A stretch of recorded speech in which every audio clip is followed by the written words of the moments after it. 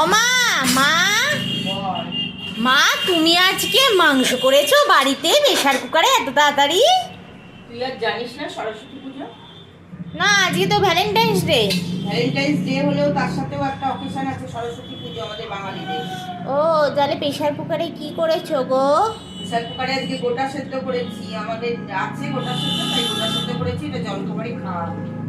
তাহলে দেখি চলো গোটা সেদ্ধ কি কি দিলে।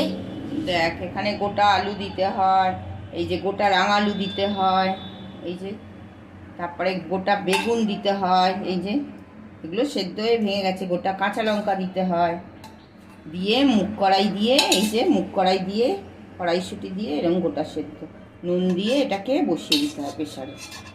ব্যাস, গোটা সেদ্ধ হয়ে গেল। হায় হায়, এ আমার কি হালত হলো! প্রেসার কুকার দেখে আমি কি লোভ করতে গেলাম। গোটা সেদ্ধ মানে খাওয়া মানে মাংসের থেকেও